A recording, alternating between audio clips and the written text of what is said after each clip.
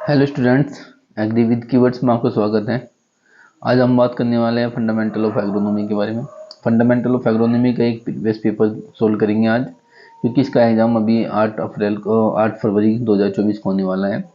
तो आपके पास ज़्यादा समय नहीं है, ठीक है। यदि किसी ने स्टडी नहीं की है तो इस पेपर को देख कर अंदाज़ा लगा सकते हैं कि किस तरह का ये पेपर होगा, ठीक है। ये BSc AG ऑनर्स का पेपर है। उस पेपर कोड आप चेक कर सकते हैं। पेपर कोड है AG101, ठीक है। AG101 कोड है आपका। आराम से आप इसको देख सकते हैं। मैक्सिमम मार्क्स आपका 50 मार्क्स का होता है। 3 घंटे का पेपर होता है। सभी क्वेश्चन में इंस्ट्रक्शन दिए जाते हैं। आप इंस्ट्रक्शन को धीरे ध्यान से पढ़िएगा। ऐसा ना हो कि आप इंस्ट्रक्शन की जल्दी के चक्कर में आप इंस्ट्रक्शन गलत कर दें, ठीक है। तो चलो स्टार्ट करते हैं। सबसे पहले हम बात करेंगे। सबसे पहले यहाँ पर जो क्वेश्चन आएंगे आपके वेरी शॉर्ट क्वेश्चन आएंगे। हो सकता है ये आपके एग्जाम में इसी तरह का पेपर होगा, बिल्कुल जो मैंने आपको ये पेपर दिखाया है। पेपर का पैटर्न बिल्कुल सेम होगा। पैटर्न के पेपर में कोई भी चेंज नहीं होगी, ठीक है। बिल्कुल सेम होगा। जो ये पेपर मैं सोल्व करा रहा हूँ बिल्कुल ऐसे ही आपको 8 फरवरी को 2024 को फंडामेंटल ऑफ एग्रोनॉमी का पेपर देखने को मिलेगा स्टूडेंट्स, ठीक है। तो स्टार्ट करते हैं। सबसे पहला क्वेश्चन है, और ये देखो यहाँ पर लिखा है सभी प्रश्नों के उत्तर दीजिए। प्रति प्रश्न 2 अंकों का है। अधिकतम 75 शब्दों में आपको आंसर देना है। Attempt all the 5 question. इस question carries two marks. Every short answer is required not be exceeding 75 words. 75 शब्दों से ज़्यादा का आंसर वो नहीं होना चाहिए। ये कहने की बात है। हो सकता है कि 50 शब्दों में आपका काम हो जाए। 50 शब्दों में आपसे आपका जो आंसर हो जाए। ये एक इंस्ट्रक्शन है, इसको फॉलो करना पड़ता है, ठीक है। ये आप पढ़ लीजिएगा इंस्ट्रक्शन। क्वेश्चन पे डिपेंड करेंगे, हम क्वेश्चन को फॉलो करेंगे। सबसे पहला क्वेश्चन है स्टूडेंट, आप देख सकते हैं। Define of crop. Define of crop क्या है? फसल क्या है? फसल की परिभाषा किसे कहते हैं? अगर मैं इससे बात करूं, डिफाइन ऑफ क्रॉप का मतलब ये होता है कि द ग्रुप ऑफ प्लांट, ठीक है, the group of plant in the field, ठीक है। या आप कह सकते हैं फसलों के जो समूह को, फसलों का जो समूह होता है उसे हम क्या कहते हैं? नहीं, डिफाइन, हाँ, आप कह सकते हैं फसलों के समूह को, यानी पौधे के समूह को अगर आप कहेंगे तो बेटर होगा। The group of the plant is a called फसल, ठीक है। पौधों के समूह को हम क्या कहते हैं? फसल कहते हैं। बट कुछ लोग ऐसे कहेंगे कि किसी निश्चित भूभाग पर या किसी निश्चित क्षेत्र में, ठीक है, एक निश्चित पौधों की संख्या, ठीक है, एक निश्चित पौधों की संख्या जिसे मनुष्य अपनी आवश्यकता के अनुसार आवश्यकता के लिए पैदा करता है, उसे हम फसल कह सकते हैं। ये भी परिभाषा ठीक है। अगर आप कहेंगे इंग्लिश में the plant of group, the plant of group is a called crop. आप कह सकते हैं पौधों की संख्या को ही तो हम फसल कहेंगे, है भाई। जो पौधों की संख्या होंगी तभी उसे हम फसल कह सकते हैं।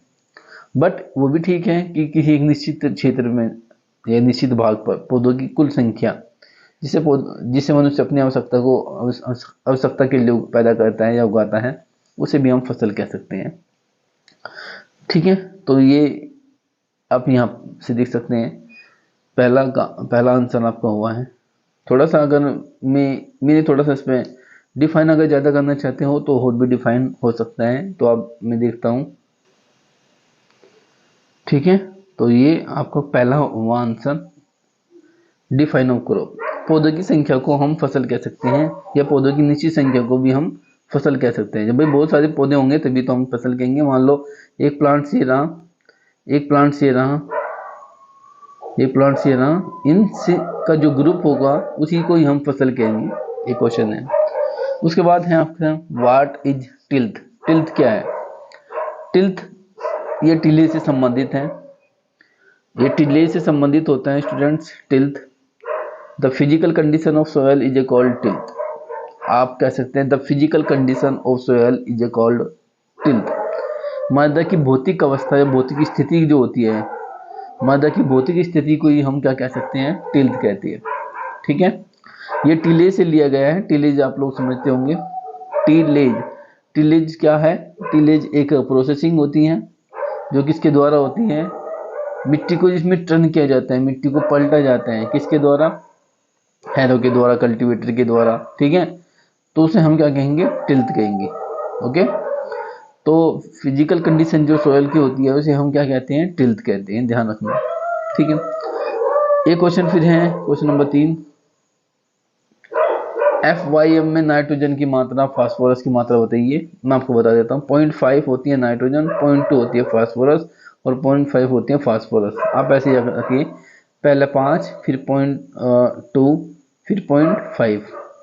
ये जो होती है मात्रा, 0.5 जो होती है नाइट्रोजन की मात्रा होती है, 0.2 होती है जो होती है आपकी फास्फोरस की मात्रा, और 0.5 जो होती है वो होती है आपकी पोटास की मात्रा। Nitrogen, phosphorus, potash, NPK। ध्यान रखिए, हमेशा ये क्वेश्चन पूछे ही जाते हैं। FYM मतलब FYM क्या होता है? FYM होता है farm yard manure. Farm yard manure मतलब फार्म यार्ड मेन्यू, यानी कि जो फार्म में की यार्ड में तैयार किया गया जो खाद होता है उसे हम FYM कहते हैं। इसके अंदर नाइट्रोजन की मात्रा कितनी होती है? 0.5%। ध्यान रखना, नाइट्रोजन की मात्रा। फास्फोरस की मात्रा 0.2% होती है, 0.2%। और पोटास की मात्रा, के की मात्रा 0.5% होती है, ठीक है। यहाँ से क्वेश्चन पूछा जा सकता है। उसके बाद है क्वेश्चन नंबर 4। क्वेश्चन नंबर 4 क्या कहते हैं? KVK का पूरा नाम लिखो। KVK का पूरा नाम होता है कृषि विज्ञान केंद्र। किस कृषि विज्ञान केंद्र, कुछ लोग कृषि कहते हैं, कुछ लोग कृषि कहते हैं।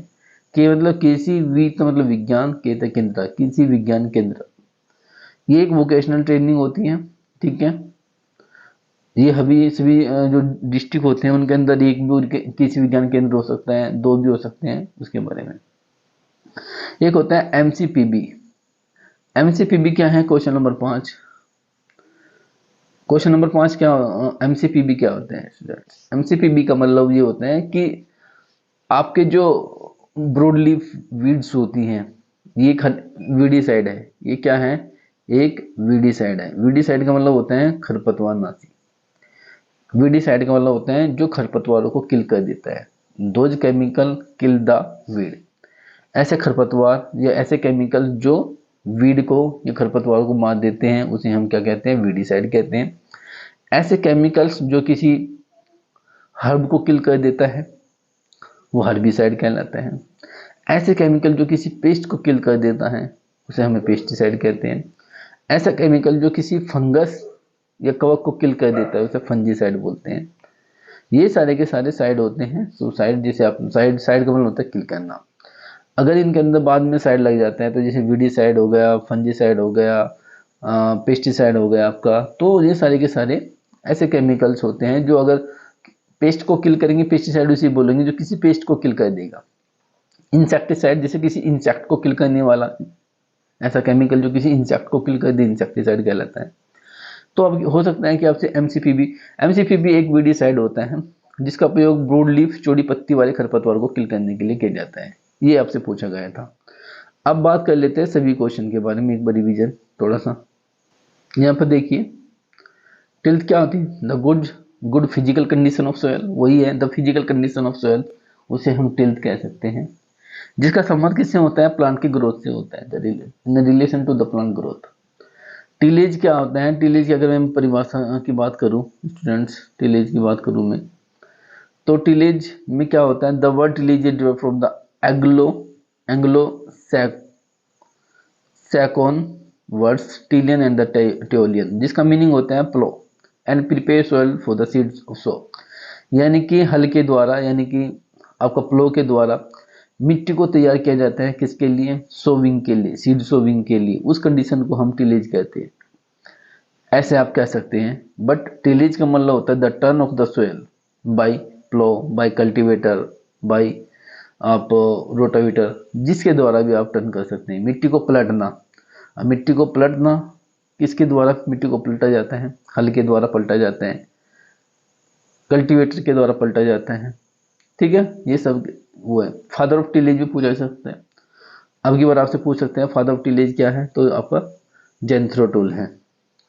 द फादर ऑफ टिलेज किसको कहा जाता है? जेंथ्रोटूल्स को कहा जाता है। द फादर ऑफ बीड भी शायद जेंथ्रोटूल को ही कहा जाता है।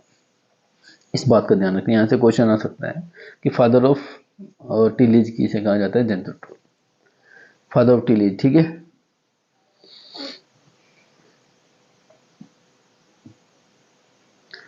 ये एफ की एफ वाई एम की मात्रा है। नाइट्रोजन एफ वाई एम जो होता है उसके अंदर नाइट्रोजन कितने परसेंट होता है ये देख लीजिए आप। यहाँ पर थोड़ा सा रंगीन सा कर देता हूँ, ये देखिए यहाँ पर फास्फोरस की मात्रा 0.2 और पोटास की मात्रा 0.5 होता है। मैंने पहले कहा 0.5 होता है, 0.2 होता है और 0.5 होता है। यहाँ पर एन पी के रख दीजिए आप, एन पी के याद हो जाएगा आपसे। ठीक है, ठीक है, तो ये आपका यहाँ तक हो गया आपके 10 क्वेश्चन। देखो यहाँ से क्वेश्चन मैं अगर और क्वेश्चन को बढ़ाऊं तो आप लोगों से यहाँ से सी आई पूछा जा सकता है। सी आई क्या है, सी आई मतलब क्रॉपिंग इंटेंसिटी। सी आई पूछ सकते हैं आपसे, सी आई का मतलब होता है क्रॉपिंग इंटेंसिटी। क्रॉपिंग पैटर्न आपसे पूछ सकते हैं, मिक्सड क्रॉपिंग पूछ सकते हैं, डिले क्रॉपिंग आपसे पूछ सकते हैं। यहाँ से क्वेश्चन की संभावना हो ज़्यादा बढ़ जाती है। उस मैं एक शॉर्ट वीडियो बनाऊंगा जिसमें केवल 2 नंबर के क्वेश्चन होंगे, उसका एक अलग वीडियो में बना दूंगा जिसमें केवल 2 मार्क्स के शॉर्ट क्वेश्चन होंगे। और चाहता हूँ कि आप लोगों की कम से कम 10 नंबर तो बन ही जाए स्टार्टिंग में। जो शॉर्ट क्वेश्चन है ये ना छूटे, इसके लिए मैं एक वीडियो लाऊंगा। ठीक है, तो जितने क्वेश्चन है यहाँ पर हम कर लेते हैं, डिस्कस हमने कर लिया है। ये सब कृषि विज्ञान केंद्र है। एक वोकेशनल ट्रेनिंग होती है, कृषि विज्ञान केंद्र एक वोकेशनल ट्रेनिंग होती है। ठीक है, यहाँ पर चीज़ों को सिखाया भी जाता है। ठीक है, भारत के अंदर कृषि विज्ञान केंद्र की बात करें तो सबसे पहले कहाँ पर खुला था, फर्स्ट कृषि विज्ञान केंद्र पौंडीचेरी में खुला था। कहाँ पर, पौंडीचेरी। ध्यान रखना अगर आपसे पूछता है कोई तो पौंडीचेरी में कृषि विज्ञान केंद्र। तो इसकी बात हमने कर ली है, शॉर्ट क्वेश्चन थे। अब आते हैं लॉन्ग क्वेश्चन के बारे में। Discuss the brief the bio fertilisers. Bio fertilisers की संक्षिप्त में विवेचना कीजिए, डिस्कस कीजिए बायो फर्टिलाइजर्स क्या है स्टूडेंट। बायो प्लस फर्टिलाइजर्स ऐसे फर्टिलाइजर्स जिसका जिसका प्रयोग जिसका जिसका यानी कि जिसको जिसको बनाया गया है किसके द्वारा, बायो के द्वारा, माइक्रो ऑर्गेनिज्म के द्वारा बनाया गया है, वो सब बायो फर्टिलाइजर्स होते हैं। ठीक है, अब हम बात करेंगे बायो फर्टिलाइजर्स पे। ठीक है, ये पीपीटी आपके सामने ओपन है, आप देख सकते हैं स्टूडेंट्स। ठीक है, ये पीडीएफ आप देखेंगे तो यहाँ पर आपको चीज़ें समझ में आएंगी बायो फर्टिलाइजर्स क्या होते हैं। एनाबिनियाजोला, माइक्रोजियल फंजी, सीडोमोनास फ्लोरेंस, एस्परजिलम, राइजोबियम, राइजोकोटाना सेलोनाई, ये सारे के सारे बायो फर्टिलाइजर्स होते हैं। ऐसे केमिकल्स जिनमें बायो बायो मतलब जीव, ऑर्गेनिजम्स जिसके अंदर होते हैं उन्हें हम बायो फर्टिलाइजर्स कहते हैं। जैसे हम यूरिया को बात नहीं करें, यूरिया, डीएपी, ये सब केमिकल फर्टिलाइजर्स होते हैं। इनके अंदर किसी भी तरह का एनाबीनिया, राइजोबियम, एजिटोबैक्टर, इस तरह के राइजोकोटिनिया सोलनाई, ये इस तरह के नहीं ना, स्यूडोमोनास सोलन, इस तरह के माइक्रो ऑर्गेनिज्म नहीं पाए जाते हैं। उनके अंदर क्या पाए जाते हैं स्टूडेंट, उनके अंदर पाया जाता है केमिकल्स। उनके अंदर केमिकल्स पाए जाते हैं, इसलिए वे केमिकल फर्टिलाइजर्स कहलाते हैं। इनको इसलिए जो बायो फर्टिलाइजर्स है, ये जैव उर्वरक हैं, इन इसलिए जोर दिया जाता है ताकि आपकी सोइल की फर्टिलिटी क्या ना हो, खराब ना हो। ठीक है, बट केमिकल फर्टिलाइजर्स के द्वारा आपकी सोइल की फर्टिलिटी हाईली अगर आप यूज करेंगे तो हो सकता है कि आपकी सोइल की फर्टिलिटी डिक्रीज हो जाए। ठीक है, घटी जाए। बट बायो फर्टिलाइजर्स से क्या होता है, सोइल की फर्टिलिटी इंक्रीज होती है। इनके अंदर माइक्रो ऑर्गेनिजम्स का यूज किया जाता है, सूक्ष्म जीवाणुओं का प्रयोग होता है। आप देखेंगे आगे, ये सब बायो फर्टिलाइजर्स के लक्षण हैं, सिम्टम्स हैं। आप पढ़ लेना इनको आसानी से। ये क्वेश्चन है, पहले क्वेश्चन का आंसर मैं आपको बता रहा हूँ कि बायो फर्टिलाइजर्स क्या है। इसको बायो फर्टिलाइजर्स की अगर मैं बात करूँ, डेफिनेशन की बात करूँ तो आप वेट कीजिए। यहाँ पर देखिए लिखा है, बायो फर्टिलाइजर्स वे उर्वरक हैं जिसमें सूक्ष्म जीवों की जीवित या गुप्त कोशिकाएं होती हैं जो जैव उर्वरक पौधों के बीज, पौधे की सतह या मिट्टी पर लगाए जाने वाले पौधों के राइजोस्फीयर को उपनिवेशित करके उनके पोषक तत्व को बढ़ाते हैं। रासायनिक उर्वरक की तुलना में जैव उर्वरक अधिक लागत प्रभावी होते हैं। कहने का मतलब होता है बायो फर्टिलाइजर्स स्टूडेंट वे फर्टिलाइजर्स होते हैं जिनके अंदर माइक्रो ऑर्गेनिज्म होते हैं। मैंने अभी बताया था आपको, सूक्ष्म जीवाणु होते हैं जो क्या कहते हैं, पौधों यानी कि प्लांट्स की ग्रोथ को इंक्रीज करते हैं, और इससे क्या होता है कि जो सोइल की फर्टिलिटी है वो भी इंक्रीज होती है। इसमें जो रासायनिक फर्टिलाइजर्स होते हैं उनकी तुलना में जो बायो फर्टिलाइजर्स होते हैं उनमें पैसा ज़्यादा लगता है, इसकी उर्वरक अधिक मतलब कहना कि मतलब है कि ये फर्टिलाइजर्स ज़्यादा प्रभावी होते हैं। ठीक है, बायो फर्टिलाइजर्स। बट आप कह सकते हैं कि बायो फर्टिलाइजर में फर्टिलाइजर्स होते हैं वो जो जीवित कोशिका में होती है, मतलब वही है कि बायो फर्टिलाइजर्स जिनके अंदर माइक्रो ऑर्गेनिज्म होते हैं, बस इतना याद रखें, यहाँ पर लिख दी जाए, ये रहा सब सेम कॉपी है। Bio fertilisers are the substance that contains the micro organism living या लेटेंट सेल, मतलब या तो उनकी जीवित कोशिकाएं हो सकती है, ये खुद माइक्रो ऑर्गेनिज्म उनके अंदर जीवित होंगी, उन्हें हम बायो फर्टिलाइजर्स कहेंगे। ठीक है, बायो फर्टिलाइजर्स की डेफिनेशन आप यहाँ से देखिए। बायो फर्टिलाइजर्स के सिम्टम्स क्या होते हैं आप देखिए कि वे उचित इस तरह के अनुकूल उर्वरक हैं, बिल्कुल। मिट्टी की उर्वरता, सोइल की फर्टिलिटी इंक्रीज होती है, ये भी इससे होता है। आसानी से लागू हो जाते हैं, किसी भी टेक्निकल लाइब्रेरी की आवश्यकता इसमें नहीं होती है। इनमें कृत्रिम उर्वरक की तुलना में कम मात्रा की आवश्यकता होती है, यानी कि अगर यूरिया ज़्यादा डालेंगे, यूरिया ज़्यादा की आवश्यकता पड़ती है, पर बायो फर्टिलाइजर्स की मात्रा अगर आप कम डालते हो तो वो ज़्यादा इफेक्टिव होता है। वे सूक्ष्म वनस्पतियों के निर्माण के माध्यम से मिट्टी के संवर्धन में मदद करते हैं, यानी कि अगर बात करें कि ये इनरिचमेंट करते हैं, सॉइल की हेल्प करते हैं, enrichment of the soil through the formation of microflora. तो ये सब चीज़ें हैं, ये सिम्टम्स हैं, आप इसे पढ़ लेना। ये क्वेश्चन, पहला क्वेश्चन का आंसर है, आप यहाँ से इसका मैं आपको भेज दूंगा। कितने प्रकार के बायो फर्टिलाइजर्स होते हैं?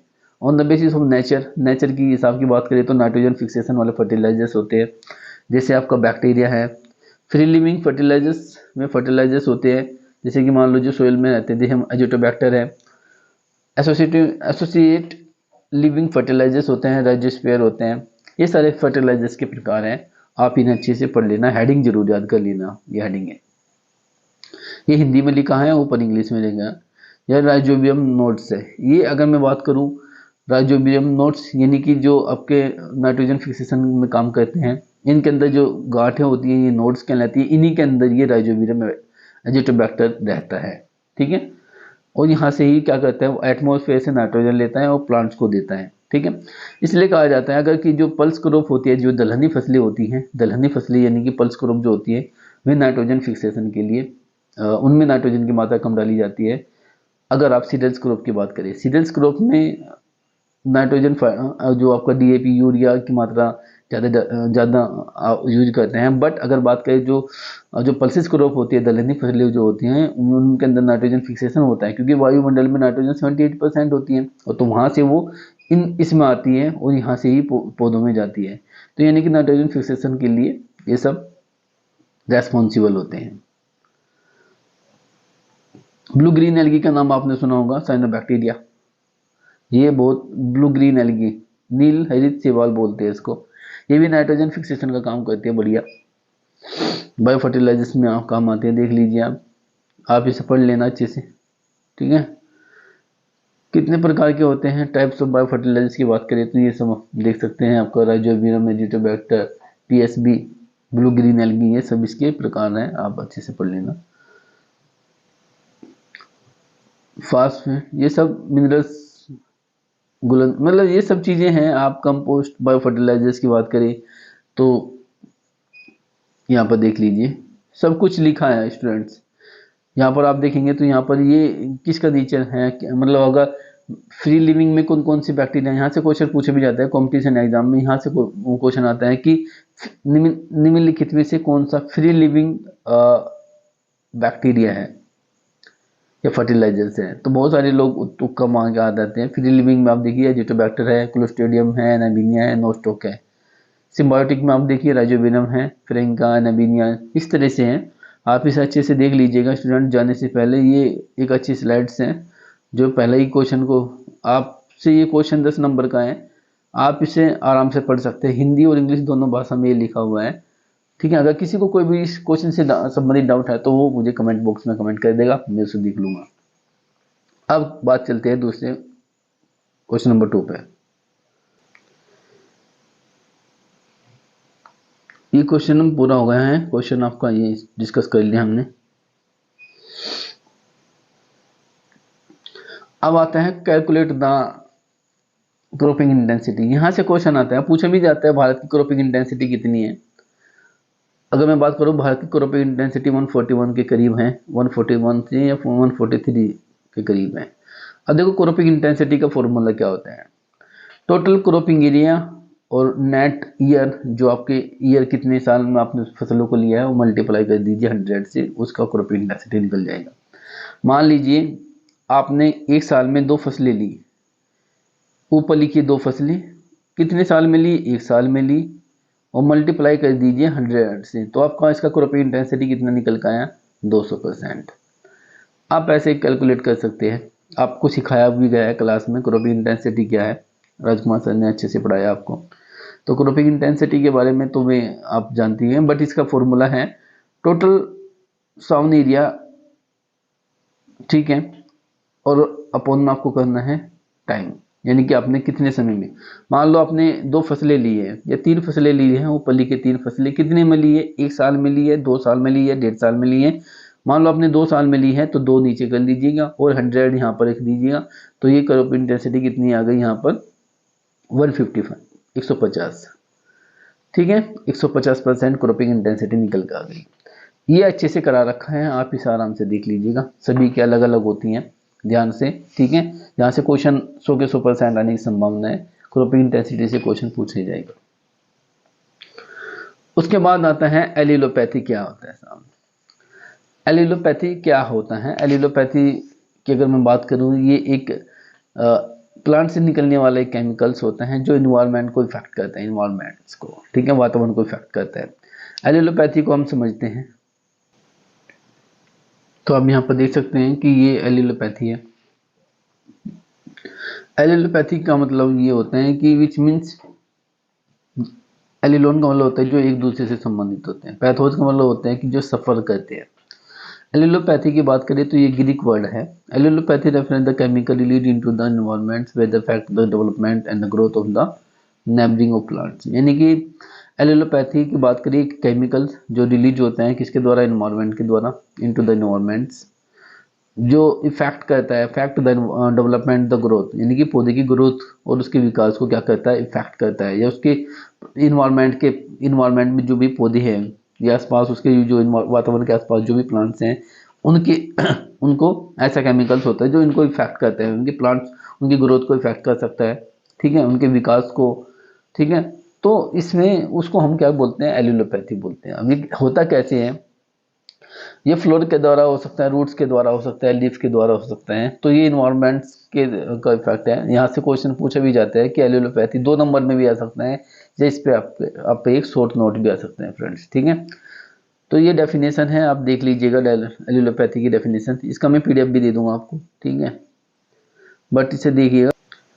एलिलोपैथी के फॉर्म कौन कौन से होते हैं, वे वीड के थ्रू हो सकते हैं, वे वीड हो सकते हैं, वीड ऑन क्रॉप यानी कि खरपतवार से फसलों में, फसलों से खरपतवार में भी जा सकते हैं, ये वीड टू वीड में भी जा सकते हैं, यानी कि एक खरपतवार से दूसरे खरपतवार में भी ये केमिकल्स क्या हो सकते हैं, रिलीज हो सकता है, ये फॉर्म हो सकता है, ये ठीक है। तो ये इनका फॉर्मेशन होता है कि किस तरह फॉर्म करते हैं। एलिलोपैथी की और आप बात करें तो मीनिंग या डेफिनेशन की बात करें तो एलिलोपैथी इज एनी डायरेक्ट या इनडायरेक्ट पॉजिटिव या negative effect on the plants on the other, यानी कि एलोपैथी क्या होता है कि ये किसी भी तरह का कोई भी एक डायरेक्ट, प्रत्यक्ष या अप्रत्यक्ष रूप से एक सकारात्मक और नकारात्मक प्रभाव हो सकता है किस पर, पौधों पर या किसी और पर भी। इसमें क्या होता है, इंक्लूडिंग द माइक्रोब्स, इसमें माइक्रोब जो होते हैं सूक्ष्म जीवाणु में भी इफेक्ट होते हैं, ऐसा नहीं है कि प्लांट्स भी इफेक्ट होते हैं, आसपास जो भी है चाहे वो माइक्रोब जो, चाहे वो प्लांट्स हो, वे भी इफेक्ट होते हैं। यानी कि देखो यहाँ पर ये प्लांट्स दिया हुआ है, ये प्लांट्स दिए, हाँ, तो इस प्लांट्स ये भी इफेक्ट हो सकता है, इसके ये भी इफेक्ट हो सकता है, ठीक है। तो यहाँ से through the release the chemical into the environments, ठीक है, इन्वायरमेंट्स में एक केमिकल रिलीज जो होता है वो यहाँ से क्वेश्चन पूछा भी जाता है कि इसकी डेफिनेशन बहुत ज़्यादा आती है और इसलिए आपसे शॉर्ट नोट में पूछा गया है, तो क्योंकि इन्वायरमेंट से संबंधित कोई भी चीज़ें हैं तो आपके लिए इंपॉर्टेंट हो जाती है। चलो, ये कृषि विज्ञान केंद्र है, अगर आपने किसी ने वो केवीके के बारे में पीछे क्वेश्चन था उसका ये आंसर है, अगर आप चाहे तो इसको पढ़ सकते हैं। ये क्रॉपिंग इंटेंसिटी का है, total cropping area net cultivated area, ये फॉर्मूला है उसका, ठीक है। यहाँ पर आप देख सकते हैं कि एलिलोपैथिक जो केमिकल्स होते हैं जो रिलीज होते हैं वेपर के फॉर्म में होते हैं, वेपर का मतलब होता है वाष्प, फ्लोयर का मतलब होता है, फ्लोयर का मतलब होता है पत्तियां, रूट्स, ठीक है, ब्रेक डाउन सीड एक्सट्रैक्ट, इनसे भी ये रिलीज हो सकता है। ये वे ऑफ रिलीजिंग केमिकल है, ऐसी बात नहीं है। एलिलो केमिकल्स होते हैं, ये कहाँ से रिलीज हो सकते हैं? रूट से रिलीज हो सकते हैं, फ्लोर से रिलीज हो सकते हैं, वेपर के फॉर्म में रिलीज हो सकते हैं, या सीड के एक्सट्रैक्ट के द्वारा भी ये रिलीज हो सकते हैं। सीड एक्सट्रैक्ट का मतलब होता है सीड के थ्रू जब सीड क्या होता है, बीज जो होते हैं उस वो एक्सट्रैक्ट होता है, निकलता है। जैसे आप रोज से एक्सट्रैक्ट करते हो ऑयल, यानी कि जो गुलाब है उससे तेल निकालते हो, ऐसे ही कुछ है इसमें भी। तो ये था हमारा आगे, यहाँ पर हम यहाँ तक बात हो चुकी है हमारी। अब आता है सेक्शन सी का। यहाँ पर आपसे 10 क्वेश्चन पूछे गए हैं। देखो सेक्शन बी में जो था 3 में से आपको 2 आंसर देने थे, आप 2 आंसर दे सकते थे। इसी तरह सेक्शन सी है, इसमें 5 क्वेश्चन हैं, उनमें से आपको 3 का आंसर देना है, 2 के लिए छूट है। सबसे पहले क्वेश्चन पूछा गया है कि खरपतवार क्या है, डिफाइन द वीड्स। खरपतवार किसे कहते हैं? अगर मैं बात करूं खरपतवार की परिभाषा की, अगर मैं बात करूं डेफिनेशन की बात करूं, तो डेफिनेशन क्या है? अनडिजायरेबल प्लांट्स होता है। वीड क्या है? एक अनडिजायरेबल प्लांट्स होता है जो ग्रो हो जाता है एनी वेयर, कहीं भी ग्रो हो जाता है, जिसको हम खरपतवार वह पौधा होता है, अनैच्छिक पौधा होता है। अनैच्छिक मतलब अनडिजायरेबल, जिसकी हमें इच्छा नहीं है। अगर वो कहीं बिना बुआई, यानी कि हमने उसको सोविंग नहीं की है और फिर भी वो हो गया, तो वो हमारे लिए वीड होता है। ये बात समझिए। कोई भी खरपतवार, खरपतवार की अगर परिभाषा की बात करें, खरपतवार बच्चों यही होता है कि मान लो वीड्स अनडिजायरेबल प्लांट है, हमने उसकी इच्छा नहीं की, ना हमने उसको बोया, ना किसी तरह का ना कोई सीड ग्रो किया, अब वो हमारे खेत में हो गया, यानी हमारे फील्ड में वो ग्रो हो गया, तो वो हमारे लिए क्या होता है? वीड होते हैं। ठीक है, इसकी परिभाषा यहाँ से शुरू हो जाती, खत्म हो जाती है। कितने प्रकार का होता है डिटेल्स में बात करते हैं। डेफिनेशन आप देख सकते हैं कि वीड क्या है। वीड की डेफिनेशन आप यहाँ से स्टार्ट कर सकते हैं। ये क्वेश्चन है आपका वीड वाला, तो आप यहाँ से देख सकते हैं weed. A weed is a defined as a plant growing out of place, यानी कि वीड एक को अगर हम बात करें, एक उसकी परिभाषित को करने की कोशिश, तो प्लांट है, एक पौधा होता है वीड, जो ग्रो हो जाता है out of place. Out of place का मतलब ये होता है कि वो खेत के बाहर भी हो सकते हैं, खेत के अंदर भी हो सकते हैं। ठीक है, बट ये एक अनडिजायरेबल प्लांट्स होता है स्टूडेंट्स। क्या होता है? अनडिजायरेबल प्लांट होता है, जिसकी हमें इच्छा नहीं है, लेकिन फिर भी वो ग्रो हो गया, उसको हमने बोया नहीं है, फिर भी वो कहीं पर भी ग्रो हो जाता है या उग जाता है, तो उस कंडीशन को हम क्या बोलते हैं? उस कंडीशन को हम वीड कहते हैं, यानी कि उस प्लांट को हम वीड कहेंगे। देखो कुछ रिलेटिव वीड होते हैं, कुछ नॉक्सियस वीड होते हैं, बहुत सारे वीड्स के प्रकार होते हैं, ऐसी बात नहीं है, अलग अलग डिफाइन किया गया है।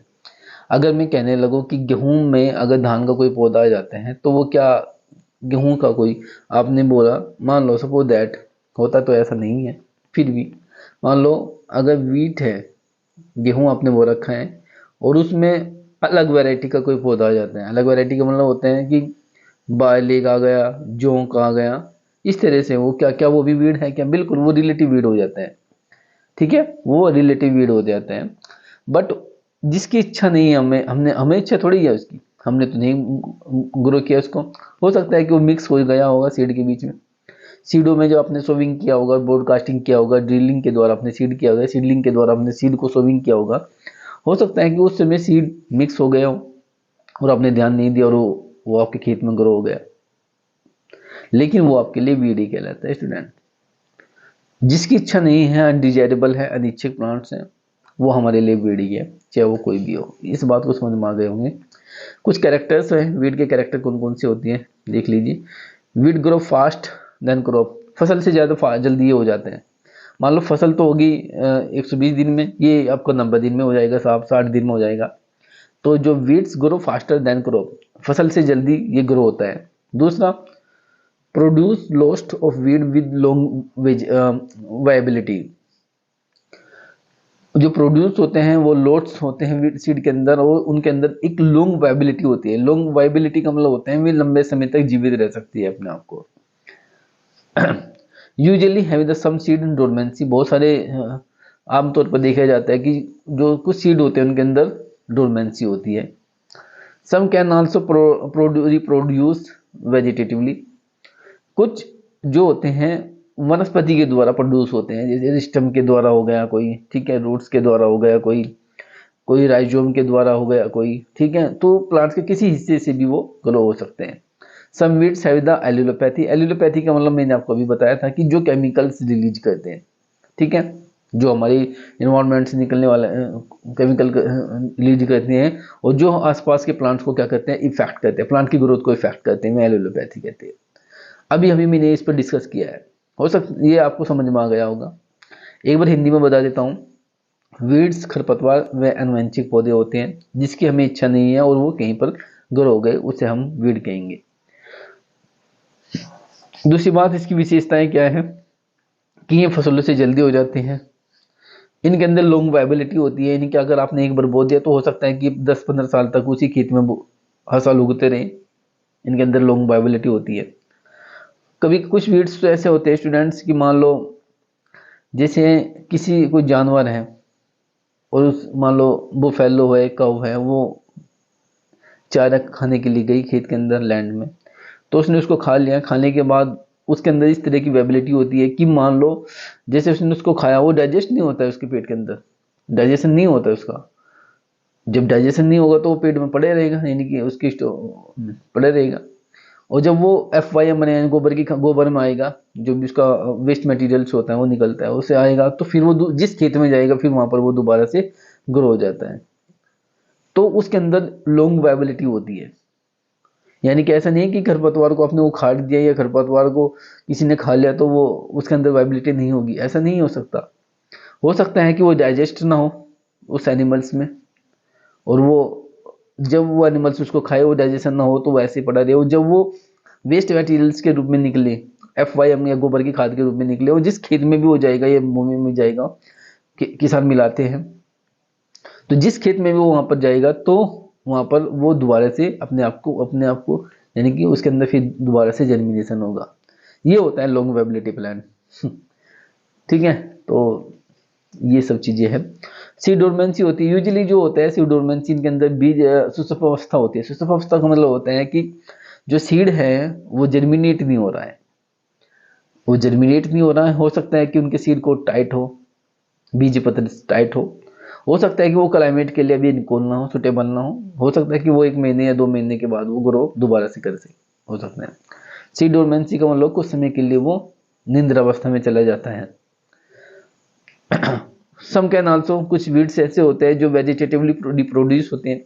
रिप्रोड्यूस का मतलब होता है किसी चीज का दोबारा पैदा होना। जैसे मान लो कोई प्लांट्स हैं, उस प्लांट से रूट्स बनी, उस रूट से नए पौधा अगर बन जाते हैं, स्टेम से बन जाता है, या किसी भी प्लांट के किसी हिस्से से अगर प्लांट्स को प्रोड्यूस होता है तो उसे रिप्रोड्यूस कहते हैं।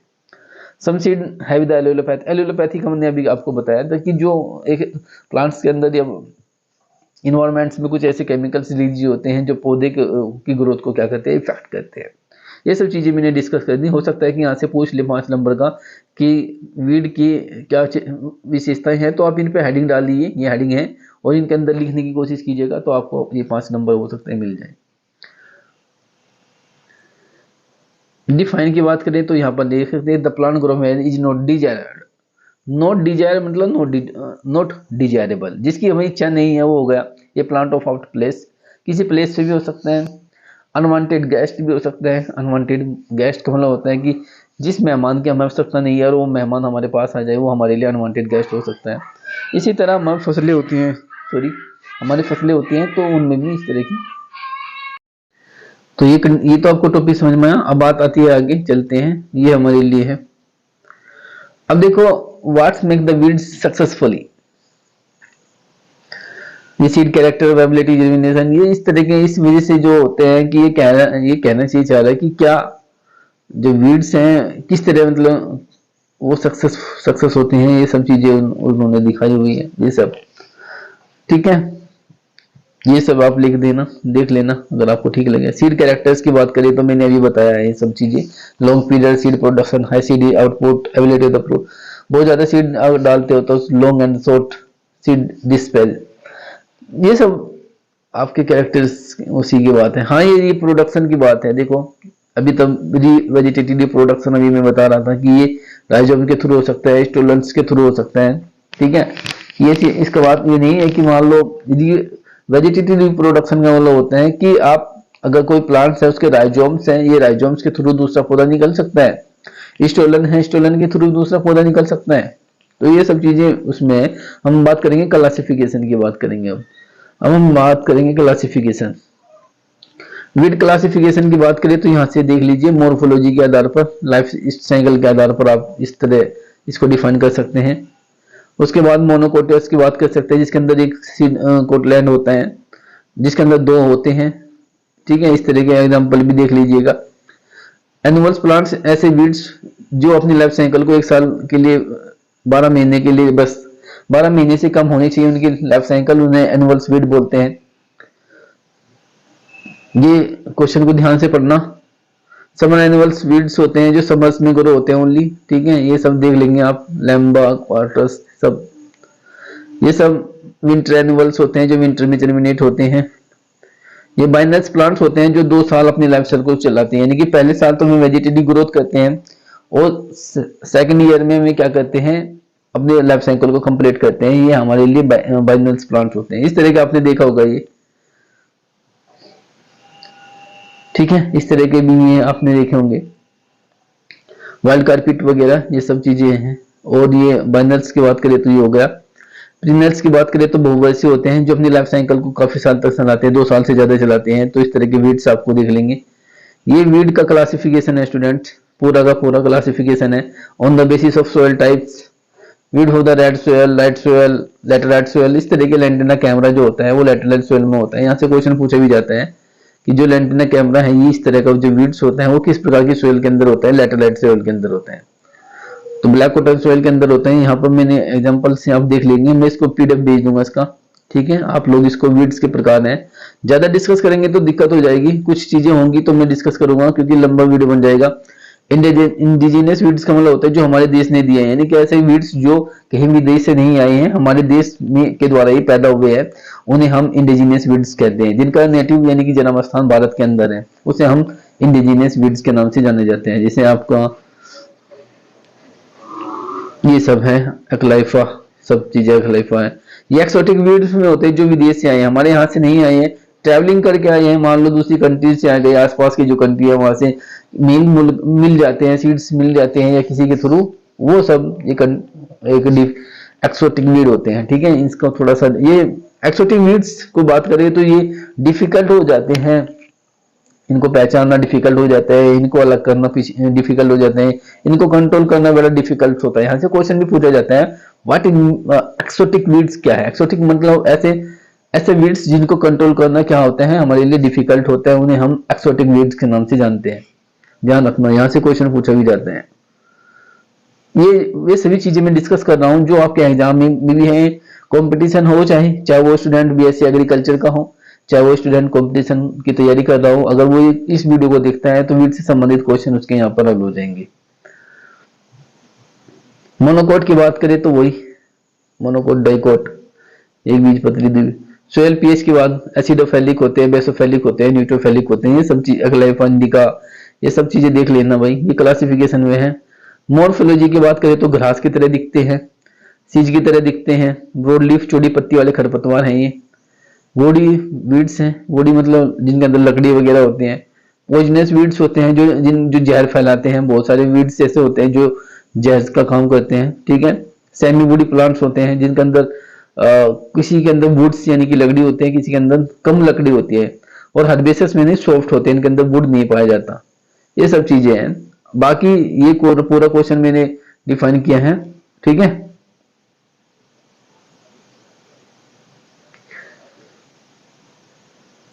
तो ये वीड्स वाला क्वेश्चन मैंने एक्सप्लेन कर दिया स्टूडेंट। ठीक है, और अगर किसी को वीड से संबंधित कोई क्वेश्चन में डाउट है तो वो मुझे कमेंट बॉक्स में कमेंट कर देगा। क्वेश्चन नंबर अब आता है, calculate the quantity of the urea single super phosphorus. ये सब क्वेश्चन है, ये आपको न्यूमेरिकल है, ये क्लास में करा रखा है।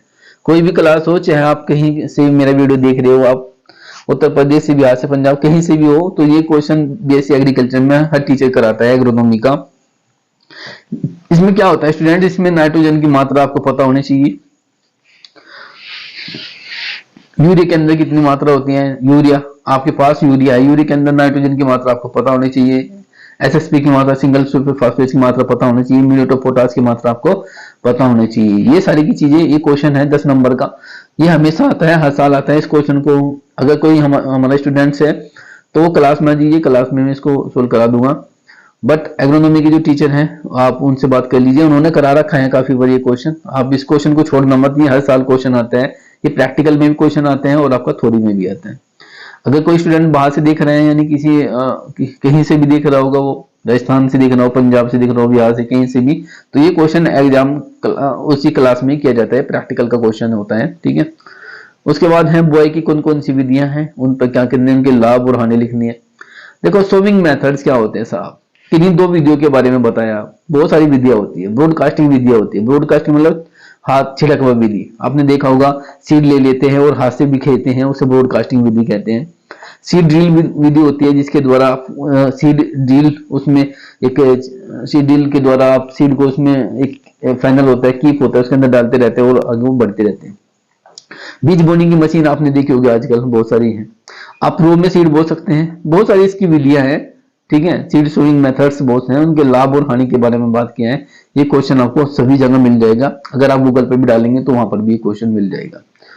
एग्रोनॉमी क्या है, इसके क्षेत्र पर प्रकाश डालिए, मोस्ट इंपोर्टेंट क्वेश्चन है। सबसे पहले की अगर बात करूं, ये क्वेश्चन हर साल पूछा जाता है, 10 नंबर का क्वेश्चन होता है, व्हाट इज एग्रोनॉमी, ठीक है। इसके बारे में हम बात करने वाले हैं, एग्रोनॉमी के बारे में।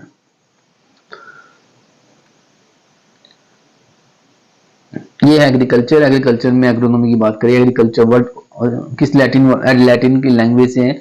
Agree plus culture, agri means होता है सोयल और कल्चर मीन्स होता है cultivation. Cultivation of soil is a called agriculture. अगर आप ये भी डेफिनेशन दिखाना चाहेंगे, ये भी ठीक है। Cultivation of soil is a called agriculture. अगर हम कल्टीवेशन कर रहे हैं तो वो हमारे लिए क्या है, एग्रीकल्चर है। एग्रीकल्चर की परिभाषा आप देख सकते हैं, ये सब इसकी ब्रांच है, ये सारी की सारी आप ब्रांच है, ये सब पढ़ सकते हैं। एग्रोनॉमी, हॉर्टिकल्चर, फॉरेस्ट्री, प्लांटेशन, ये सब। एग्रोनॉमी की बात करें तो एग्रोनॉमी एक ग्रीक लैंग्वेज है। एग्रोम प्लस नोमस, एग्रोम का मतलब होता है फील्ड्स और नोमस का मतलब मैनेज करना। किसी फील्ड को मैनेज करना और उस पर खेती करना, वो हमारे लिए क्या कहलाता है, एग्रोनॉमी कहलाता है, ठीक है। फादर ऑफ एग्रोनॉमी की बात करें तो यहाँ से क्वेश्चन आता है, पिटोडिकेसन जी है, उनकी बुक थी ओपस रूएलियम कोमोडरम, ठीक है। उन्होंने डिफाइन की थी, डेफिनेशन है, study of the management of land and scientific cultivation crop is called agronomy. Agronomy, study of the management of land and scientific cultivation of the crop is called agronomy. कह रहा है कि जब हम management करते हैं, जो सोयल होती है, यानी लैंड, जो भूमि को साइंटिफिक तरीके से, भूमि पर साइंटिफिक तरीके से, वैज्ञानिक तरीके से जब हम खेती करते हैं तो उसे हम क्या बोलते हैं, एग्रोनॉमी बोलते हैं। Agronomy is the branch of agriculture, आगे भी है, agronomy is the branch of agriculture that deals with the principle and practice of the crop production and field management। Agronomy किसी विज्ञान की वह शाखा है जो फसल उत्पादन और मृदा प्रबंधन के सिद्धांतों और क्रियाओं का अध्ययन किया जाता है। ये सब क्वेश्चन है, डेफिनेशन आप ध्यान से रखना। 10 क्वेश्चन, 10 नंबर का क्वेश्चन है, छोड़ना मत, यहाँ से क्वेश्चन आएगा, 10 नंबर का है। Principle of agronomy crop rotation है, इरिगेशन वाटर मैनेजमेंट है, वीड मैनेजमेंट है, types of farming system, farming है और सस्टेनेबल एग्रीकल्चर है, ये प्रिंसिपल है। Rainfed and dry land agriculture, soil fertility, fertilizer, organic farming, soil and water conservation और tillage, ये सब है। अब इसके सिद्धांत क्या, कौन कौन से हैं, आगे हम डिस्कस करेंगे, ये सब आपने देख लिया होगा, इन पर हम फोकस करेंगे। स्कोप ऑफ एग्रोनॉमी की बात करें तो ये फूड सिक्योरिटी एंड स्टेबिलिटी है। अगर एग्रोनॉमी नहीं होगा तो आपको फूड नहीं मिल सकता, क्योंकि एग्रोनॉमी में बहुत सारी जितनी भी आप वीट्स हो, सीजल्स क्रॉप जितनी भी है, अनाज वाली जितनी फसलें होती हैं, वो कहाँ पर ग्रो होती हैं, वो सारी की सारी एग्रोनॉमी में ग्रो होती है स्टूडेंट्स, ठीक है। तो फूड सिक्योरिटी एंड स्टेबिलिटी के लिए ये स्थिर है।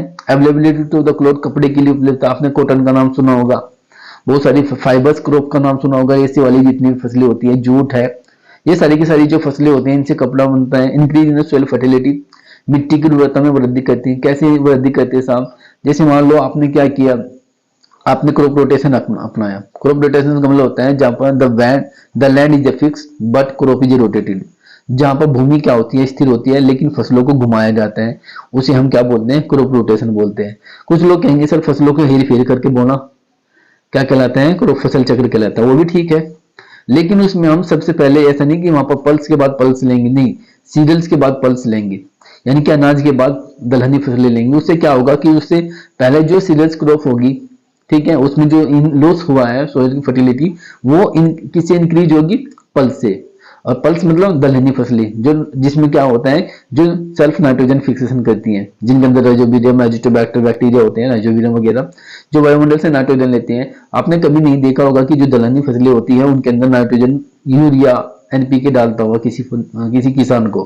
क्यों? क्योंकि वो सेल्फ सेल्फ उनके अंदर सेल्फ फर्टिलाइजेशन, वो नाइट्रोजन फिक्सेशन होता है, तो उनको आवश्यकता नहीं होती है कि वे नाइट्रोजन फिक्सेशन करें, यानी कि यूरिया या एनपीके डाले। बट आपने वीट्स में देखा होगा, गेहूं में देखा होगा कि गेहूं में, गन्ने में आपने देखा होगा कि फर्टिलाइजर्स डाल रहे हैं, बट आपने कभी दलहनी फसलों में नहीं देखा होगा, क्योंकि वे जो दलहनी फसलें होती हैं वे उनके अंदर नाइट्रोजन फिक्सेशन होता है, एटमोस्फेयर से नाइट्रोजन ले लेती है और पौधे को दे देती है। इससे क्या होगा, सोइल की फर्टिलिटी इंक्रीज होती है। Raw materials of the industry, बहुत सारे उद्योग हैं, इंडस्ट्रियल्स मतलब उद्योगों में जो कच्चा माल तैयार होता है वो सब एग्रोनॉमी की फसलें देती हैं। Availability of the good for the daily use, दैनिक उपयोग के लिए जितनी भी वस्तुएं होती हैं वे सब उपलब्ध कराने का काम करते हैं। Increase in income the farmer, बिल्कुल increase in in income the farmer का मतलब होता है कि किसान की इनकम कैसे इंक्रीज होगी साहब, किसान की इनकम कैसे इंक्रीज होगी, इंक्रीज होगी कैसे, मैं आपको बता देता हूँ। मान लो कोई किसान है, वो क्या केवल क्या करता है, खेती करता है, उसके पास 5 हेक्टेयर भूमि है, हो सकता है 10 हेक्टेयर भूमि, मान लेते हैं 10 हेक्टेयर भूमि है, और वो 10 हेक्टेयर की भूमि में कल्टीवेशन करता है। अगर वो चाहे तो 9 हेक्टेयर भूमि में कल्टीवेशन करे और 1 हेक्टेयर में क्या करे, डेयरी फार्मिंग करे, लाइव स्टॉक प्रोडक्शन करे, फिशरीज करे, गोट फार्मिंग करे, तो उससे क्या होगा, उसकी इनकम डबल हो सकती है। कैसे, क्यों? जो जहां से अपना जो वीड जो आपका क्रॉप प्रोडक्शन है वो तो हो ही रहा है, बट आपको जो आपका जो साइड में जो बिजनेस है, डेयरी से जो पैसा आएगा, गोट फार्मिंग से जो पैसा आएगा, पिग फार्मिंग से जो पैसा आएगा, फिशरीज से जो पैसा आएगा, वो आपकी इनकम को क्या करेगा, डबल करने का काम करेगा। तो increase in the income of the farmer, बिल्कुल हो सकता है, किसानी की आय में वृद्धि हो सकती है। Effect on the social status, आपके सामाजिक स्थिति सुधार हो सकती है। लोग, अगर आपके पास पैसा है तो आपके स्टेटस को देखेंगे कि यार ये बंदा कैसे काम कर रहा है, कैसे अच्छा पैसा कमा रहा है, तो ये सब आपकी सामाजिक स्थिति पर प्रभाव डालता है। Improvement in the quality of the soil, soil की इंप्रूवमेंट क्वालिटी सही होती है, अभी बताया। Increase in the national income, जब आपकी इनकम सही होगी तो भारत की इनकम होगी, तो आप जब आपका जीडीपी बढ़ेगा। इंक्रीज इन इंटरनेशनल पेस्टिसाइड, अंतरराष्ट्रीय प्रतिष्ठा में अच्छा प्रेस्टीज मतलब अंतरराष्ट्रीय स्तर में आपकी वृद्धि होगी। सोर्स ऑफ एम्प्लॉयमेंट, आप अपने, मान लो आप क्रॉप प्रोडक्शन कर रहे थे, उस समय आपको एक आदमी की जरूरत थी, लेकिन अगर आपने डेयरी किया, पिग किया, फिशरीज किया, तो उसमें आदमी की आवश्यकता होती है, जिसमें आप रोजगार भी देने का काम करते हैं। तो ये सारी चीजें हैं, मैंने आपको सभी बता दिया, एग्रोनॉमी के क्षेत्र वगैरह, ये सब चीजें आप वहां पर लिख देना, ये सब कुछ आपको अच्छे नंबर मिल जाएंगे। ठीक है, बाकी आपको पढ़ा रखा होगा वो आप देख लेना, बट मैं जो डिस्क्राइब करने की चीजें हैं मैं उसको डिस्क्राइब करूंगा। ये सीड है, बीज क्या होते हैं, बीज के से क्वेश्चन आ सकते हैं, वो आगे मैं डिस्कस करूंगा। बट सोविंग मेथड की बात करेंगे। सोविंग की बात करें तो सोविंग आप लोगों ने देखा भी होगा, ड्राई सोविंग, सूखी बुआई, वेट सोविंग, गीली या नम सोयल होता है, ब्रॉडकास्टिंग होता है, ये सब वो है जो अभी मैंने क्वेश्चन बताया था कि मेथड्स कौन कौन से होते हैं। तो ये यहाँ से क्वेश्चन है, मैं इस पीडीएफ को भेज दूंगा आपके पास, हो सकता है आपके पास भी हो ये। इसके एडवांटेज आप देख सकते हैं, सस्ता मेथड्स है, इजी मेथड है, require for the seed rate, अधिक बीज की दर की आवश्यकता पड़ती है, एडवांटेज है इसके। Uneven distribution of seed possible, बीज का असमान वितरण हो जाता है। मतलब ये कहना चाह रहा है कि जो सोविंग मेथड्स हैं ये यहाँ पर खत्म हो गया है क्वेश्चन।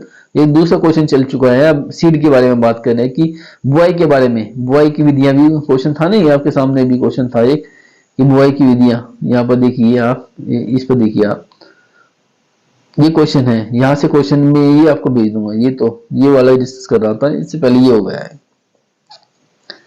फर्टिलाइजर्स क्या है, फर्टिलाइजर्स के कौन कौन से मेथड्स होते हैं, जैसे फर्टिगेशन होता है। फर्टिगेशन क्या होता है, फर्टिगेशन का मतलब होता है जब फर्टिलाइजर्स वाटर के साथ में मिक्स किया जाता है तो और उसको फिर स्प्रे किया जाता है तो वो फर्टिगेशन कहलाता है स्टूडेंट्स। ठीक है, उर्वरक क्या है, इसके प्रयोग सब फर्टिलाइजर्स। पादप पोषण, ये न्यूट्रिएंट है, न्यूट्रिएंट्स है, ये यहाँ से क्वेश्चन पूछा भी जाता है, जैसे एनपीके वगैरह का क्या रोल है, कैसे प्लांट्स को कैसे लेते हैं। ठीक है, ये सब चीजें, इसेंशियल न्यूट्रिएंट कौन कौन से होते हैं, मैक्रो माइक्रो न्यूट्रिएंट्स की बात करेंगे। चलो मैं इस पर डिस्कस करता हूँ। तो मैं एक आपसा क्वेश्चन है आपका आया, फर्टिलाइजर्स वाला क्वेश्चन है।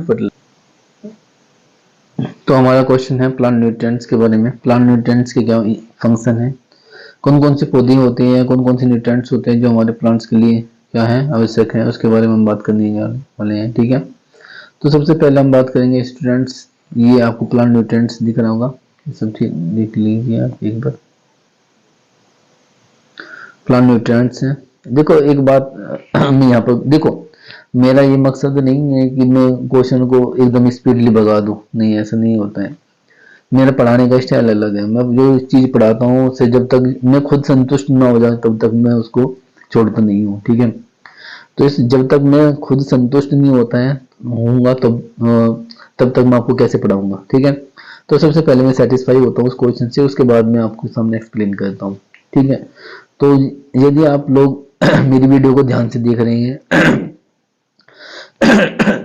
तो सॉरी तो आप लोगों को समझ में आ गया होगा कि मैं पढ़ाता क्या हूँ। ठीक है, जो मेरे स्टूडेंट हैं वो मुझे जानते हैं और बेहतर उनको पता भी है मेरा, बट मैं यहाँ पर बात करने वाला हूँ, यदि आपको हमारी वीडियो अच्छी लगती है, हमारा कंटेंट आपको पसंद आता है, हमारा तरीका आपको अच्छा लगता है, तो हमारी वीडियो को लाइक कीजिएगा, चैनल को सब्सक्राइब करना ना भूलिए। ठीक है, और लास्ट में जब ये लेक्चर हो जाएगा उस समय मैं आपको बताऊंगा कि ये पेपर को आपको टैकल कैसे करना है, हैंडल कैसे करना है एग्जाम का। जब आप पेपर बैठोगे तो उसको टैकल कैसे करोगे, कौन कौन से किसको पहले करोगे किसको बाद में, तो उसके बारे में हम डिस्कस करेंगे बाद में। तो चलते हैं प्लांट न्यूट्रिएंट्स के बारे में। Plant nutrients in soil, nutrients in soil की बात करें तो मिट्टी के अंदर जो न्यूट्रिएंट्स होते हैं उनके बारे में बात करने वाले हैं। Can be supplements through the application of fertilisers. जो न्यूट्रिएंट इन द सोयल, जो सोयल के अंदर न्यूट्रिएंट आते हैं किसके द्वारा आते हैं, सप्लीमेंट करती है आप लोग किसके थ्रू, या तो फर्टिलाइजर्स डालते हो या फिर मैन्यूर या खाद के द्वारा। अगर आप फर्टिलाइजर्स डालते हो जैसे डीएपी यूरिया वगैरह डालते हो तो उससे भी न्यूट्रिएंट सोइल के अंदर एंटर होता है। अगर आप खाद, ये मैन्यूर या खाद वगैरह जो होता है गोबर की खाद वगैरह वो डालते हो तब उसके अंदर उससे भी आपके सोइल के अंदर न्यूट्रिएंट्स एंटर होता है। तो nutrient management include the method application. ठीक है, कितने न्यूट्रिएंट है, 17 न्यूट्रिएंट इंसेंशनल है जो पौधे के लिए नेसेसरी है। अगर इन प्लांट्स, अगर आपसे कोई पूछ रहे हैं पौधे के लिए कितने पोषक तत्वों की आवश्यकता होती है मिट्टी में पौधों की वृद्धि के लिए, तो 17 न्यूट्रिएंट्स की आवश्यकता होती है। यदि इन न्यूट्रिएंट्स में एक की भी कमी हो गई तो आपका प्लांट्स की लाइफ साइकिल कंप्लीट नहीं होगी। ये एक कहने की बात है, बट आजकल भी चल रहा है।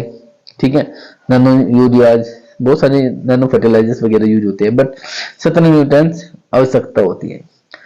17 में कौन कौन से न्यूट्रिएंट्स होते हैं, मैक्रो होते हैं, माइक्रो होते हैं, ठीक है, बेसिक होते हैं, बहुत सारे न्यूट्रिएंट्स बेनिफिशियल न्यूट्रिएंट होते हैं। तो मैं आपको यहाँ ध्यान रखना है कि पौधे की वृद्धि के लिए कितने पोषक तत्वों की आवश्यकता है, 17। ये आपसे एग्जाम में पूछ सकता है। दूसरी बात करें, all elements are the equally important है। 17 के 17 इंपॉर्टेंट है। किसने कही थी ये बात, अभी मैंने बताया था कि 17 से अननाउन एंड स्टॉक ने कही थी। कब कही थी, 1939 में कहा था। उनके कुछ क्राइटेरिया थी, उनकी कुछ धारणा थी, जिन्होंने उनका कुछ कॉन्सेप्ट थे। उन्होंने कहा था यदि किसी प्लांट के अंदर किसी न्यूट्रिएंट की डेफिशिएंसी हो जाती है तो वो प्लांट्स अपनी लाइफ साइकिल को कंप्लीट नहीं कर पाएगा। दूसरी बात कहती है the element is specific and can not be replaced. एक बात तो ये समझिए, अगर किसी प्लांट्स के अंदर किसी इन 17 में से किसी एक न्यूट्रिएंट की डेफिशिएंसी हो जाती है तो वो अपनी लाइफ साइकिल को कंप्लीट नहीं कर सकता। The plant cannot be complete its life cycle in the absence of the that mineral elements। ये स्टेटमेंट था अननाउन एंड स्टॉक्ड का। अगर कोई आपसे पूछे कि भाई 17 न्यूट्रिएंट किसने दिए थे, ये दिए थे अननाउन एंड स्टॉक्ड ने 1939 में। दूसरी बात इन्होंने कही कि the element is a specific and can not be the replace. इन्होंने, इसका मतलब क्या है, इसका मतलब ये है कि यदि किसी प्लांट के अंदर नाइट्रोजन की कमी होती है तो आप उसको उसकी जगह फास्फोरस नहीं दे सकते। यदि किसी प्लांट के अंदर का नाइट्रोजन की डेफिशिएंसी है तो आपको नाइट्रोजन ही देना पड़ेगा स्टूडेंट, वहां पर फास्फोरस नहीं देना पड़ेगा। ये बात समझ लीजिए।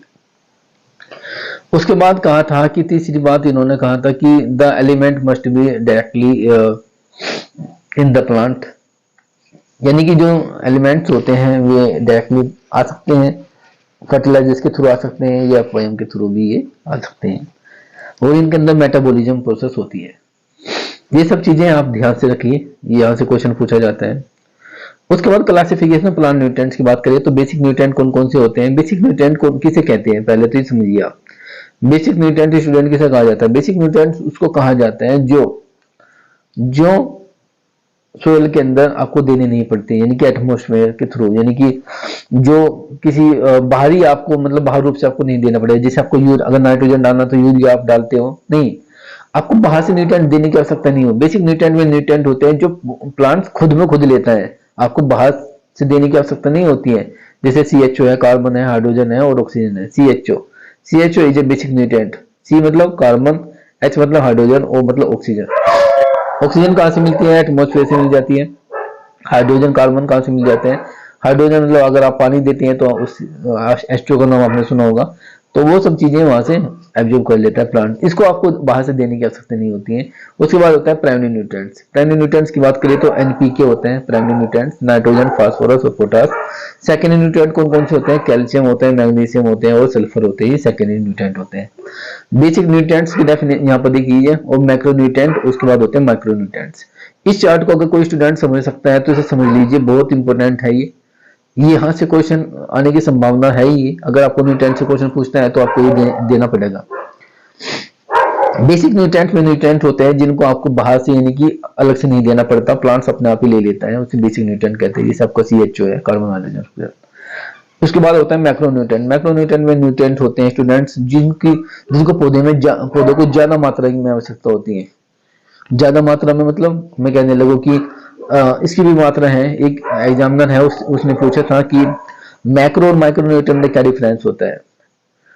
कुछ लोग एग्जांपल देने लगे, सर NPK मैक्रो होता है और iron, manganese, zinc, copper, sulphur ये सब आपको क्लोरीन वगैरह मैक्रो न्यूट्रिएंट होते हैं। उन्होंने कहा क्या अंतर होता है, स्टूडेंट वहां पर एग्जांपल देने लगते हैं। देखो भाई, मैक्रो न्यूट्रिएंट में न्यूट्रिएंट होते हैं जिनको, मैक्रो मतलब बड़ा, बड़ा मतलब मैक्रो मतलब बड़ा।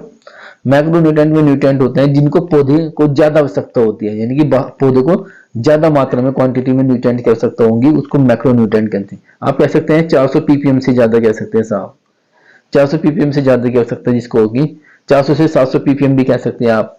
ये सब आप अपने हिसाब से लगा सकते हैं, लेकिन मात्रा ज्यादा होगी। ऐसे न्यूट्रिएंट्स यानी मैक्रो न्यूट्रिएंट उसको कहते हैं जिनको प्लांट्स को ज्यादा मात्रा में ज्यादा क्वांटिटी में न्यूट्रिएंट की आवश्यकता होती है, पोषक तत्व की आवश्यकता होती है, उसे मैक्रो न्यूट्रिएंट कहते हैं। और माइक्रो न्यूट्रिएंट उस न्यूट्रिएंट को कहते हैं, उसको कहा जाता है जो पौधे को कम मात्रा में आवश्यकता होगी, यानी कि कम क्वांटिटी में आवश्यकता होगी, ठीक है। तो इसको हम क्या बोलेंगे, मैक्रो न्यूट्रिएंट्स। इसमें डिफरेंस आपको समझ गए हैं। यहाँ पर मात्रा की ज्यादा आवश्यकता होती है, यहाँ पर मात्रा की कम आवश्यकता होती है। यहाँ पर न्यूट्रिएंट क्वांटिटी ज्यादा चाहिए होती है मैक्रो में, और माइक्रो में कम चाहिए होती है। आपने देखा होगा कि आप जब भी खेत में जाते होंगे, आसपास देखेंगे तो बहुत सारे DAP, यूरिया, DAP के कट्टे रखे होते हैं, यूरिया के कट्टे रखे रहते हैं।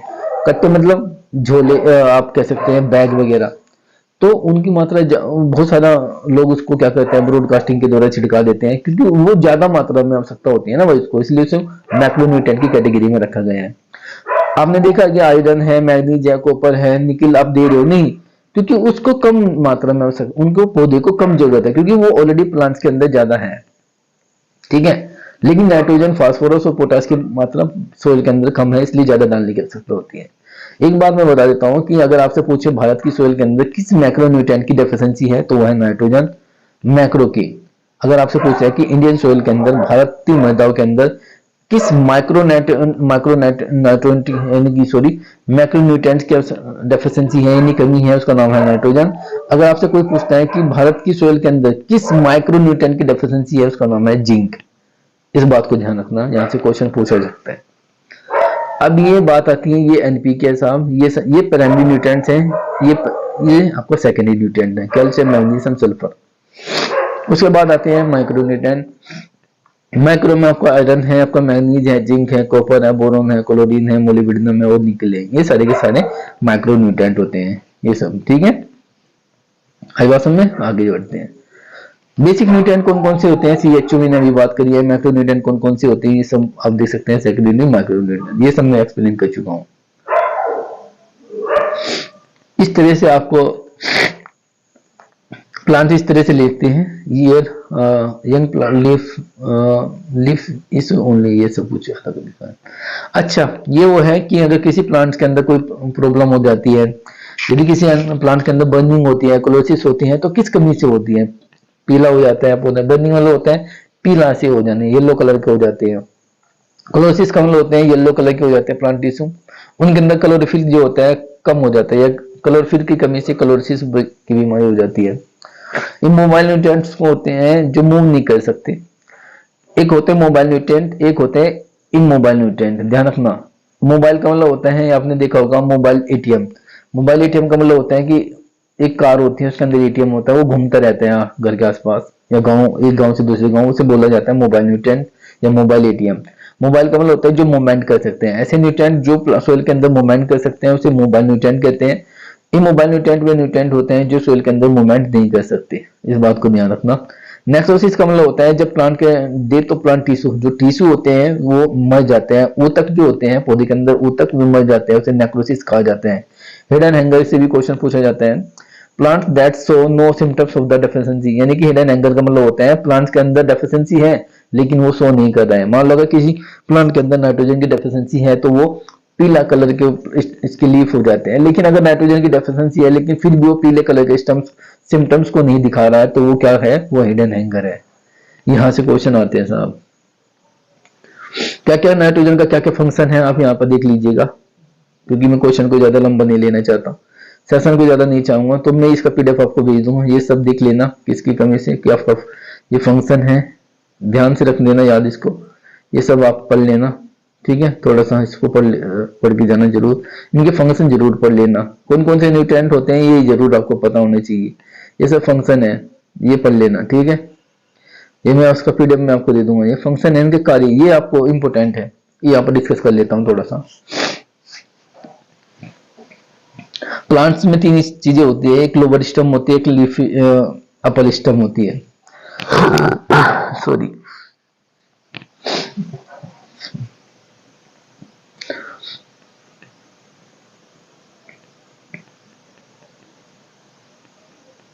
एक क्वेश्चन, एक है एनपीके, नाना पाटेकर।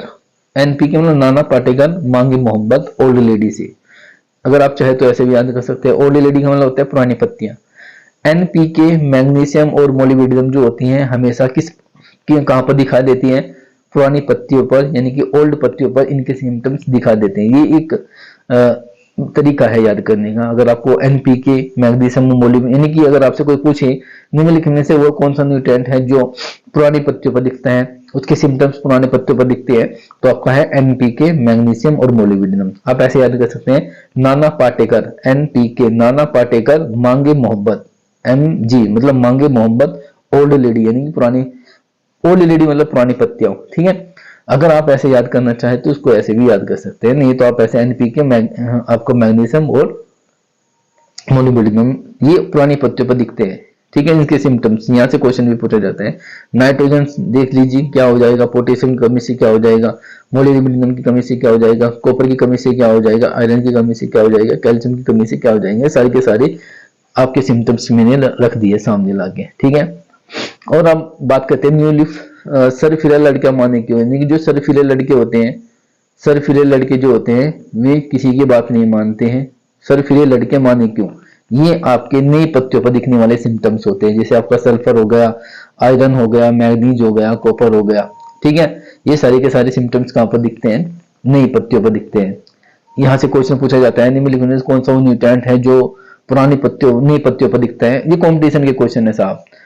सरफिरा लड़का, एस से मतलब सरफिरा, फी फिरा, सरफिरा लड़का माने क्यों, MNOCU माने क्यों, ठीक है। मतलब जो सरफिरे लड़के होते हैं मानते नहीं है, मतलब आप समझते होंगे इस चीज को, ठीक है। वे बस हम कहेंगे पढ़ लो भाई, वो कहेगा नहीं हम नहीं पढ़ेंगे, तो वे मानते नहीं किसी की बात को, तुम्हें नई पत्तियों पर सिम्टम्स दिखा देते हैं। ये क्वेश्चन का याद करने का तरीका है, आप चाहे तो किसी भी से याद कर सकते हैं, अपनी मर्जी है।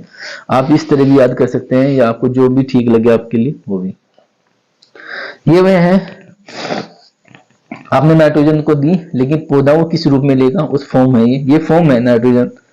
मान लो आपने नाइट्रोजन दे दी, वो अमोनियम के फॉर्म में ले लेगा, NH4 के फॉर्म में लेगा, पोटेशियम इसके फॉर्म में लेगा, कैल्शियम इस फॉर्म में लेगा, ये फॉर्म है। मान लो आप तो नाइट्रोजन दे, आपको कैसे पतेगा भाई, देखो ऐसा नहीं है। मैं ये कहने लगूँ कि नाइट्रोजन सब में यूरिया दे के आ गया, ठीक है भाई, आप यूरिया तो दिया है, यूरिया के अंदर नाइट्रोजन थी। और यूरिया के अंदर जो नाइट्रोजन थी वो नाइट्रोजन किस फॉर्म में लेगा, उसको उससे कहा जाता है फॉर्म। यानी कि NH फॉर्म के रूप में लेगा, NH3 के रूप में लेगा, आयरन आप दिया आयरन किस रूप में लेगा, फेरस के रूप में लेगा, फेरिक के रूप में लेगा, वो डिपेंड करता है प्लांट्स। ये डिपेंड करता है प्लांट्स। ये कुछ डेफिशिएंसी है, नाइट्रोजन की कमी से क्या हो जाता है, कैल्शियम की कमी से क्या हो जाता है, कॉपर की कमी से क्या हो जाता है, बोरोन की कमी से कौन सी बीमारी लगती है, व्हाइट बर्ड हो जाता है, जिंक की कमी से मैग्नीज मोलिब्डेनम। ये सब सिम्टम्स हैं, यहाँ से आप याद कर सकते हैं। ये सब सिम्टम्स हैं, इंडिकेटर प्लांट्स हैं। और आज के लिए इतना ही। आशा करता हूँ आपको ये एग्रोनॉमी का जो पेपर है मैंने सोल्व कराया, आपको समझ में आ गया होगा। ठीक है, तो आज मैंने पूरा एक हॉर्टिकल्चर एग्रोनॉमी का जो पेपर है वो आपको क्या कराया, विद आंसर मैंने इसको सोल्व करा दिया है। यहाँ से क्वेश्चन आने की संभावना है, 2-3 क्वेश्चन अगर आपसे फंसते हैं तो मैंने 20-30 नंबर तो आपको यहाँ से मिल जाएंगे। बाकी ये मैं है कि आपको 40 मार्क्स जरूर आए। और अब कैसे एग्जाम को कैसे टैकल करना है उसको बताता हूँ। देखो, जो भी सबसे पहले जो क्वेश्चन आपको आता है सबसे पहले भी कीजिए। अगर आपको शॉर्ट क्वेश्चन पहले आता है तो शॉर्ट क्वेश्चन कर लीजिए, लॉन्ग क्वेश्चन आपको पहले आते हैं तो लॉन्ग क्वेश्चन कीजिए, वेरी शॉर्ट क्वेश्चन पहले आते हैं तो वेरी शॉर्ट क्वेश्चन कीजिए। आपको ज्यादा समय नहीं देना है, एक क्वेश्चन में आप 15 मिनट से ज्यादा समय दो, बहुत है 15 मिनट का बहुत समय होता है। कभी आप पता लगा कि आधे घंटे तक एक ही क्वेश्चन करते रहे, ऐसा नहीं करना है। ज्यादा क्वेश्चन को नहीं करना है, मतलब ज्यादा समय नहीं देना है क्वेश्चन पे, समय कम देना है। ठीक है, पहले में उन क्वेश्चन को अटेम्प्ट करना है स्टूडेंट जो आपको आते हैं। ठीक है, इस बात का ध्यान रखना है कि बहुत सारे स्टूडेंट ऐसे होते हैं कि जल्दी में क्या कर लेते हैं साहब, कि जल्दी में सर जल्दी में आधा घंटा एक क्वेश्चन को दे देता है, 1 घंटा किसी एक क्वेश्चन को दे दिया, लिखे जा रहा है। अरे भाई उसको इतना नहीं करना है, क्वेश्चन को थोड़ा सा लिमिटेड रखना है, टाइमिंग को भी लिमिटेड रखना है। आपके पास 3 घंटे है, मोर इनफ टाइम है, बहुत ज्यादा टाइम होता है 3 घंटे। आप पहले शॉर्ट क्वेश्चन कीजिए, एक सेक्शन खत्म कर लीजिए, जो पहले आता है उसको कीजिएगा। ठीक है, तो ये सब चीजें हैं। और यदि आपको हमारी वीडियो से अच्छी लगती है तो आप वीडियो को लाइक कर सकते हैं, चैनल को सब्सक्राइब करना ना भूलें। तो यहाँ पर कंटेंट आपको मिलता रहेगा। अगर कोई आपको फ्रेंड्स है BSc एग्रीकल्चर फर्स्ट सेमेस्टर में है तो उसको ये शेयर कीजिए, हो सकता है उसको कुछ बेनिफिट इसमें से मिल जाए और हमारा उद्देश्य जो है वो पूरा हो जाए। तो आज के लिए इतना ही है स्टूडेंट्स, थैंक यू एवरीवन।